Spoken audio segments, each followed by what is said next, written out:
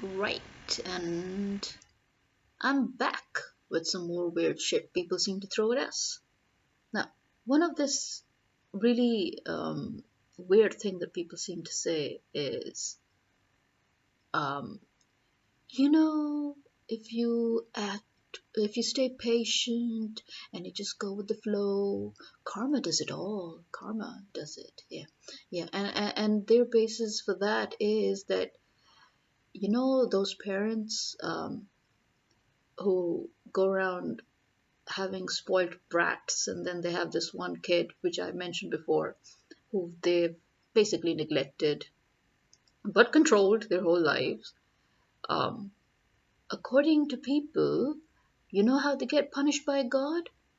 When they're ill and old and frail, and those spoiled brats that they loved so much are not around, then that child that they neglected, that child that they didn't allow to live his or her life, that child will be the one to take care of them. Yeah. Karma. Yeah. What kind of karma is that? And who actually is getting punished here?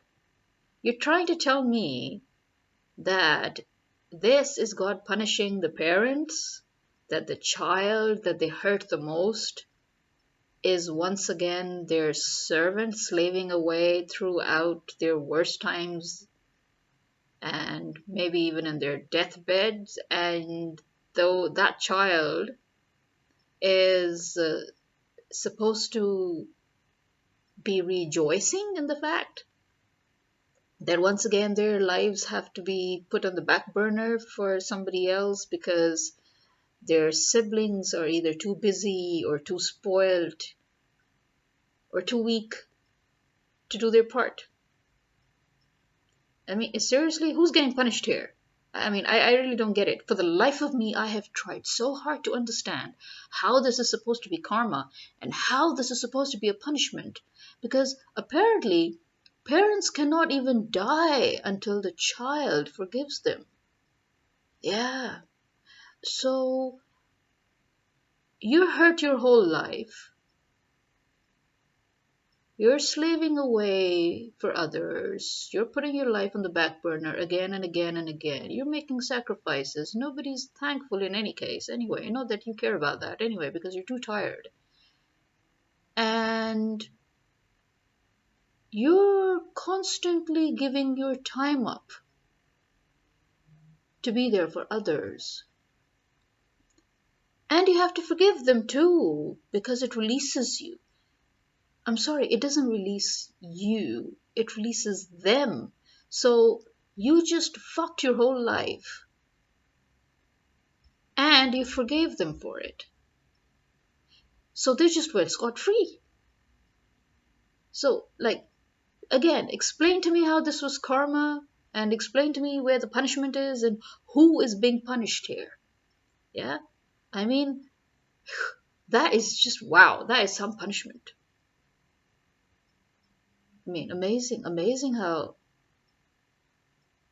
I mean, this is the kind of society we live in, where our society prefers the victim to remain the victim in any form possible. And they will never let the victim feel that he is a victim. They will always make the perp the victim. The perp is the never ending, the everlasting victim. And the victim is the perp. This is the kind of life that we live in. This to us is what we refer to as civilized and mercy and virtuous. Yeah, these are the labels that we have for such things. Amazing, amazing. And if these hurt beings, if they ever try to voice their hurt, I've noticed that society is very quick to shut them down. You know, and if some of them manage to stand their ground, the first people to go against them are those spoiled brats who will still not come forward anyway. And the society, the people around them will say, "Oh, you're so cold. How can you do that to your old, weak parents? Just think about pleasing God. At the end of the day, that's why we're here. We're here to please God. Just think about your childhood. After all, they did care for you. It's not like you were born and bred on your own. So nobody, we're not an island, we all need each other. Yeah, the point is, they're the ones needing you. I don't see you needing them, so I don't see why you have to be put into a situation where you need to compromise. I mean, if I'm the person, I would say, listen, whatever makes you comfortable. If you feel that you want to do it, if it makes you feel better, go ahead. But if you feel you just cannot do it because you're so hurt, then just walk away. You're not, there's no need to be guilty about it. There's no need, you're not wrong. I mean, but no, the society will be the first one to condemn you. Old parents were neglected by their kids. Yeah, that's one of the weirdest things also that I find is I think people tend to forget something. Um, when we have kids, when we're parents, generally, normally, we're quite young and energetic ourselves. So parents, when they become parents, they are themselves quite young and energetic. And but when parents become old, then those same children who take care of their parents, they are not young and energetic either. They are growing older with their parents. So, when you're 50, your child is 30 at best. When you're 60, your child is 40 or 50, you know? Uh, I mean, that, not, okay, yeah, sorry. That was just a 10-year difference I did there. I mean, minimum it should be like a 14-year difference, which is normally when you have young parents. So, but I mean, the point is that your children are growing older with you. So they will be middle-aged at best, okay, when you're old and weak and frail. So they really are doing their best too, those of them who are doing their best. Although, of course, you've already managed to, secure your future after all. There's always that one child whose life you've thrown away. You've made sure that they should always be stuck with you and put you first. So why are you still complaining? In our society, parents do not leave their children alone, no matter how old they get. And children are duty bound to take care of their parents, no matter how their parents never took care of them or did take care of them. The circumstances, the past doesn't matter. But yeah, I mean, this is some funny shit people throw out there, people. Amazing, isn't it? Amazing. Well, this is it for now. It's weird how, that there's so many things that you kind of remember, but when you actually start to you know make your podcast and stuff, then much of the stuff that's been plaguing you throughout the night when you're trying to sleep just poof disappears. So this is it for now. Again, stay safe, stay happy, stay healthy, and remember, I'm not dishing all parents here. Uh, I mean, well, in a way I am kind of dissing them. But deliberately used the word dish to soften the effect, but it kind of gave a weird, funky effect. But I mean, I'm not trying to, as I said before, it's not all parents. It's not all, I mean, kids pretty rotten. Because you see, at the end of the day, we're all human beings. These are roles that we play. I see, that's the main thing. We tend to take this life for granted. We think that this life is real. We keep forgetting that this life is not eternal life. That means there's a limit to it. There's a time limit there. And when there's a time limit, it means we have a limited time in which to understand the roles that we need to play and to constantly reflect and constantly remind ourselves that we're being tested. And to actually understand the test, that is the test itself as well. I mean, so to understand what it is that we need to do and what it is that we need to not do and what exactly is it that we need to understand. It's very hard. I mean, listen, as a person who has had to be a parent without getting married and without giving birth, The fact that I had to be an actual parent, and the fact that I had to be the bad guy most of the time, and I actually went against a lot of my own philosophies on on parenting and on life and on children, and I mean basically I ended up never wanting to have children of my own, to be honest. Never. And I in fact I went from neutral to anti-marriage.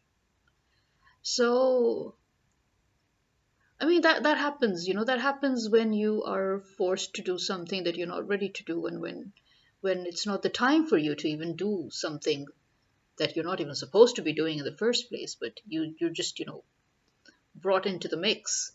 So I but I still stand by my belief that there is no excuse for what you do wrong. You need to own up to it, and there is no way that you should allow somebody else to have an excuse for doing wrong to either you or anybody else. I kept on trying to teach um, the kids, but obviously because you see this is where the hypocrisy of family and parenting comes, which is why I have a problem with it. Is that suddenly their parents remember that they're alive and well when you try to teach some values to their kids. There's not like they're ever there to teach values to their kids. They're never there.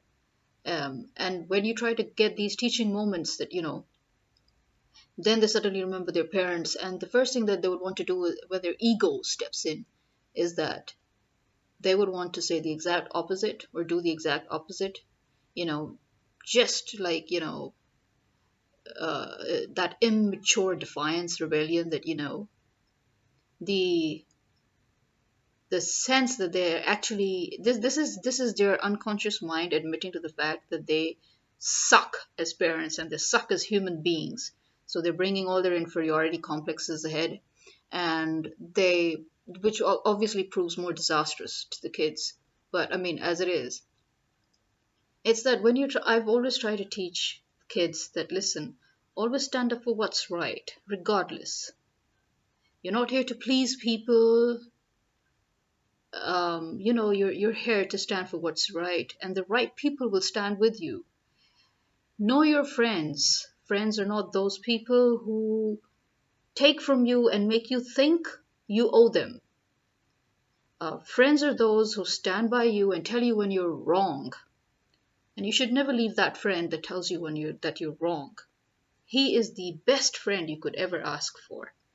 A friend who's going to stop you from doing something wrong. If you leave that friend, you're the loser here, man. You're wrong, and there's nothing wrong with that friend. Something's definitely wrong with you. And never make excuses for succumbing to temptation, especially lousy excuses for succumbing to lousy temptations such as lying and hypocrisy, you know. And the main thing that I always try to tell them is never hurt someone, but never give anybody the right to hurt you either. Never. Never hurt someone and never give anybody the right to hurt you. Boundaries. Very important boundaries. But then, people like us, we are what you call uh, nanny parents. You know, we're supposed to keep our eyes shut and our mouths shut and our ears shut. We're just supposed to be their nannies. But unfortunately, because we're relatives, so we cannot be officially designated nannies. So, but that's actually the rule. Don't say anything to them, don't teach them anything, just clean their shit up, wipe their asses, you know, fix them for school, feed them, clothe them, but don't you dare ever try to teach them what's right and what's wrong. Because if they start listening to you, we will lose our assets. There goes our future. We'll die alone. And there you're back to circle. Yeah, back to zero. Weird people, man. People are just weird. Well, this is me signing out. Take care, y'all. Bye bye. Khuda Hafiz.